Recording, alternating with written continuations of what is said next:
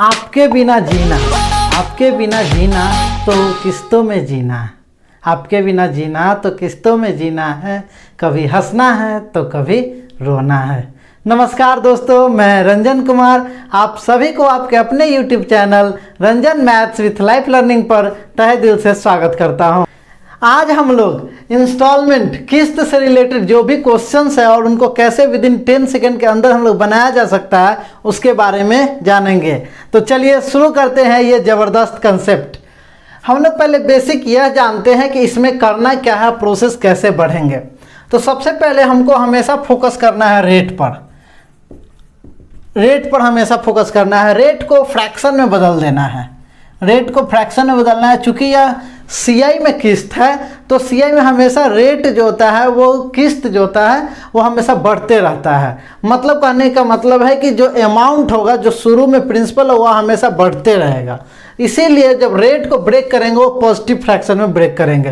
तो 20% का मतलब क्या निकलेगा, तो 20% अगर रेट है तो इसका मतलब होगा 20/100 प्लस में 20/100 तो होगा प्लस 1/5। मतलब कि कोई प्रिंसिपल अमाउंट बन जाएगा। कैसे, तो नीचे वाला हमेशा रेट प्रिंसिपल पर लगता है, ये ध्यान रखिएगा। हमेशा जब भी रेट को ब्रेक करेंगे तो डिनोमिनेटर में आएगा वो हमेशा प्रिंसिपल होगा, ऊपर जो आएगा वो इंटरेस्ट होगा, वो इंटरेस्ट होगा। इंटरेस्ट सीआई भी हो सकता है और एसआई भी हो सकता है। तो यहाँ जो हम लोग पढ़ रहे हैं वो वार्षिक 20% जो है चक्रवृद्धि ब्याज की दर से है, मतलब कंपाउंडेड एनुअली है। तो हम लोग इस सबसे पहले क्या करेंगे, किस्त के क्वेश्चन देखेंगे और उसका रेट सबसे इंपॉर्टेंट होता है। हम लोग रेट को ब्रेक करेंगे पॉजिटिव फ्रैक्शन में, तो 20/100 प्लस 1/5। हमेशा डिनोमिनेटर में रेट को जब भी ब्रेक करेंगे तो डिनोमिनेटर में प्रिंसिपल आएगा, मूलधन आएगा, क्योंकि मूलधन पर ही दर लागू होता है। और ऊपर में जो आएगा रेट यही बताता है कि कितना इंटरेस्ट लग रहा है मूलधन पर। तो ऊपर में जो आएगा वो इंटरेस्ट होगा। वो इंटरेस्ट सीआई भी हो सकता है और एसआई भी हो सकता है। ये जो हम लोग किस्त का सवाल कर रहे हैं वो सीआई के दर पर कर रहे हैं, मतलब कंपाउंडेड एनुअली होगा। तो ये रहा। इसके आगे कौन सा कंसेप्ट यूज होगा, तो इसके आगे होगा कि अगर रेट 20% की दर से कंपाउंडेड एनुअली है तो इसका मतलब जो प्रिंसिपल है वो 5 से 6 हो जाएगा। कब होगा, वो फर्स्ट ईयर में, पहले साल में हो जाएगा। पहले साल में 5 से 6 हो जाएगा। अगर दूसरे साल में पूछ दिया जाए सेकेंड ईयर में क्या होगा, तो ये इसका स्क्वायर हो जाएगा। इसका क्या हो जाएगा, यह स्क्वायर हो जाएगा। 5 का स्क्वायर 5 × 5 और 6 का स्क्वायर 6 × 6 हो जाएगा। अगर तीसरे ईयर में पूछ देगा, थर्ड ईयर में, तो हमेशा ध्यान रखिएगा ये जो पहला प्रिंसिपल है उसका क्यूब हो जाएगा, यह वो क्यूब हो जाएगा।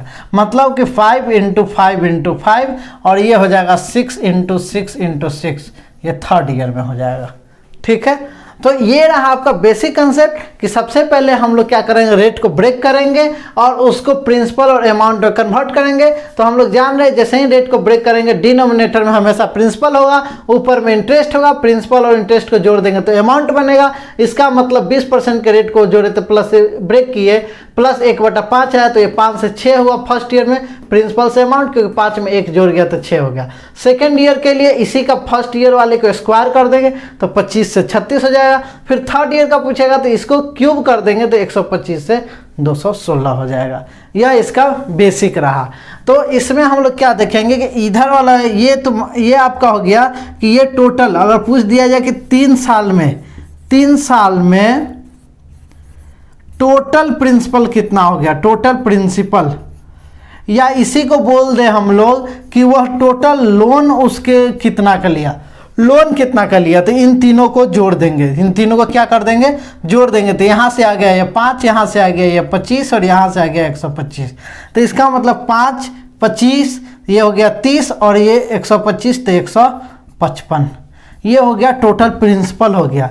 अब इधर अगर ये जोड़ेंगे तो वो कितना जमा किया, पहले साल में वो 6 जमा किया, दूसरे साल में 36 जमा किया, तीसरे साल में 216 जमा किया।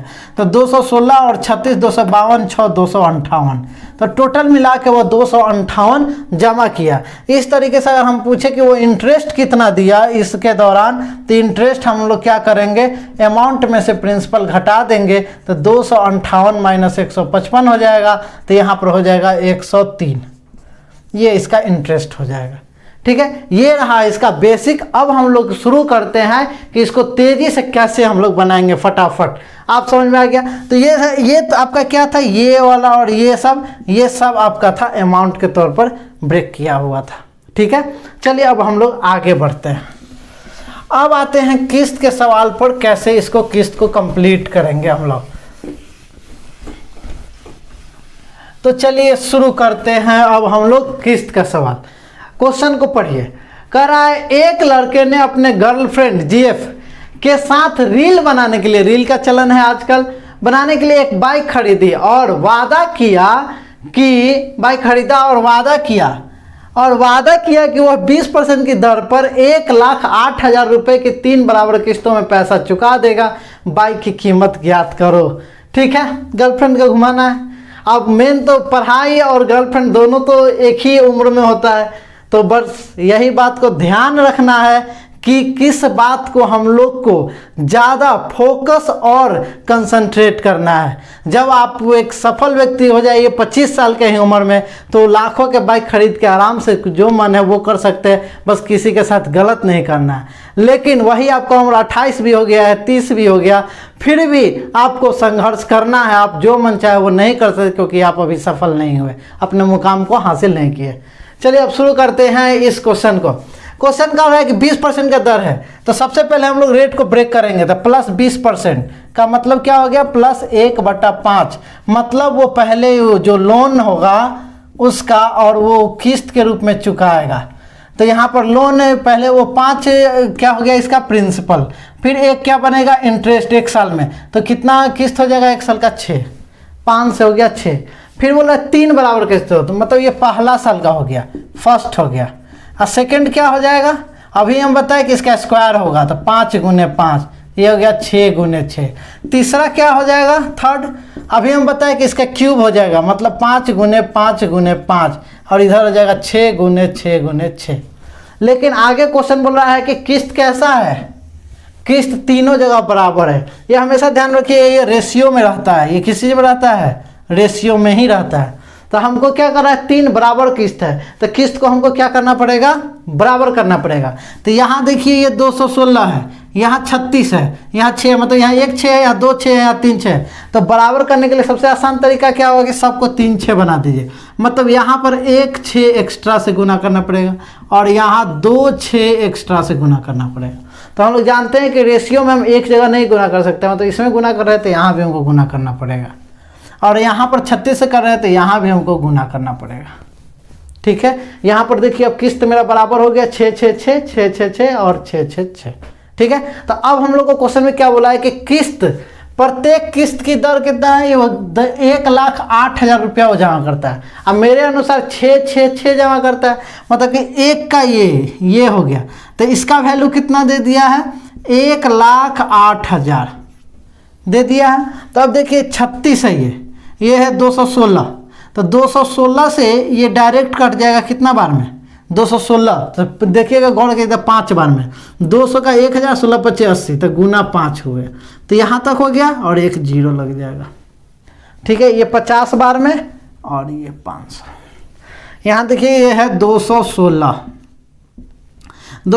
से तो ये करेंगे तो ये 5 बार में 1080 यहाँ तक खत्म। तो बच कितना गया 2 0, तो 5 पर 2 0, मतलब कि वह ये कितना बार एक का कॉरस्पॉन्ड किया, ये 500, मतलब कि इसमें 500 से गुना किए। तो हमको क्या पूछा है, बाइक की कीमत, मतलब बाइक का कीमत कितना, वो शुरू में कितना बाइक का कीमत था। तो बताइए यहाँ से कितना आया प्रिंसिपल इसका, ये आया 36 × 25 180।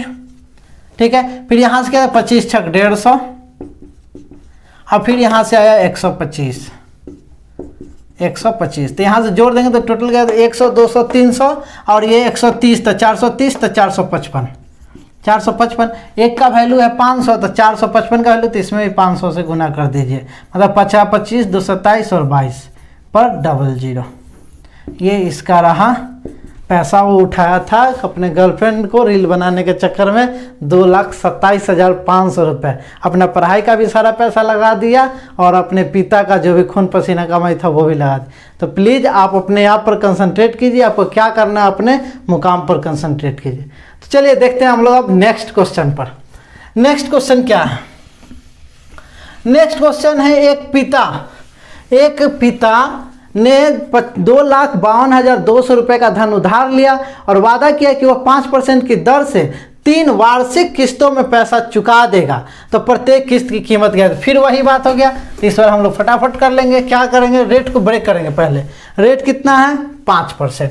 तो 5% को ब्रेक करेंगे तो कितना हो जाएगा? 5/100 मतलब 1/20 प्लस 1/20 मतलब प्रिंसिपल से अमाउंट कितना बनेगा? 20 से 21 बनेगा। ठीक है। फिर के 3 किस्त में कह रहा है, तो 3 किस्त है तो यहाँ पर दूसरा किस्त क्या होगा? 20 × 20 और यहाँ पर क्या होगा? 21 × 21। तीसरा किस्त क्या होगा? 20 या तीसरा में स्टार्ट होगा प्रिंसिपल 20 × 20 × 20 तो ये होगा 21 × 21 × 21। क्वेश्चन क्या बोला है कि समान है वार्षिक किस्त।